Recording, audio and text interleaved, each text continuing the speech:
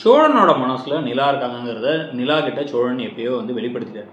So அவருடைய காதல் அவங்களுக்குலாம் நல்லா தெளிவாகவே தெரிஞ்சதுக்கப்புறமும் கூட வந்து பார்த்தீங்க அப்படின்னா அவர் செய்கிற எல்லா உதவிகளையும் இவங்க வாங்கிக்கிறாங்க.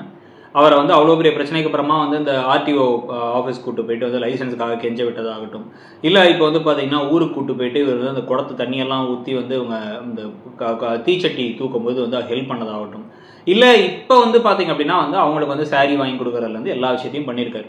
ஆனால் அவருடைய காதலை வெளிப்படுத்தியும் இவங்க ஓகேன்னு சொல்லலை, கோவப்பட்டாங்க. ஆக்சுவலாக உன்னை போய் நான் லவ் பண்ணுவேன்னு நினைக்கிறியாடாங்கிற மாதிரி கேட்டாங்க. நீ ஒரு ஃப்ராடுன்னு திட்டினாங்க. ஆனாலுமே வந்து உதவிகளை வாங்குறது மட்டும் இல்லாமல் அவரை வந்து ஒரு கன்ஃபியூஷன்லேயே வச்சிருக்காங்க.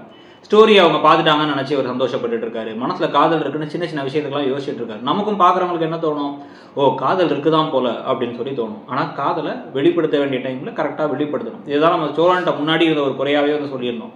அவர் வெளிப்படுத்தாமல் சில விஷயங்களை பண்ணிட்டு இருக்காரு. எஸ் ஆர் நோவான்னு கேட்டுட்டு பண்ணணும்ட்டு அவர் ஆனால் அவருடைய பார்ட்டை செஞ்சுட்டார். ஆனால் நிலா அவங்களோட பார்ட்டை செய்யறது இல்லை. இது இல்லாமல் வந்து பார்த்தீங்கன்னா ராகவுமே சுத்தல தான் விட்டுட்டு இருக்காங்க. ஏன்னா வந்து ராகவ் கிட்டக்க இவங்க கல்யாணமாகாத பொண்ணுன்னு தான் அந்த ஆஃபீஸுக்கே நினச்சிட்டு இருக்காங்க.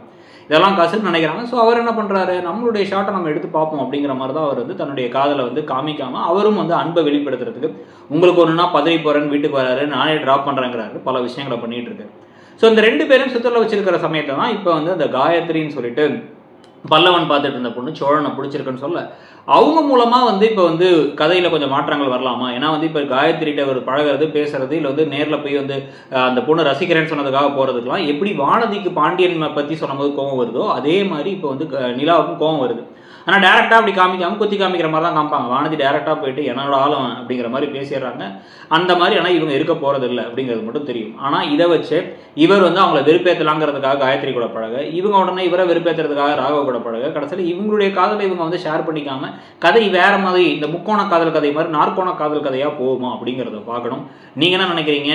நிலாவுக்கு சோழன் மேல காதல் வந்துருச்சு இருந்தாலும் வெளிப்படுத்த மாட்டாங்கன்னு நினைக்கிறீங்களா, இல்லை அவங்களுக்கே அது தெரியலங்க ஒரு மாதிரி கன்ஃபியூஷன்ல இருக்காங்க அப்படின்னு நினைக்கிறீங்களாங்கிறத சொல்லிட்டு மறக்காம இடம்பொருள் சேனலையும் சப்ஸ்கிரைப் பண்ணிக்கோங்க. நம்மளுடைய இன்னொரு சேனலான இடம்பொருள் நவ்வையும் சப்ஸ்கிரைப் பண்ணிக்கோங்க. இந்த சேனல்ல நம்மளுடைய reviews and other videos, short வீடியோஸ்லாம் வரும். ப்ரெடிக்ஷன்ஸ் எப்படி இருக்கலாம் கதை அப்படிங்கிறதுக்கான ஒரு லாங்கான ப்ரெடிக்ஷன் எல்லாமே வந்து அந்த இடம்பொருள் சேனல்ல வரும். தேங்க்யூ.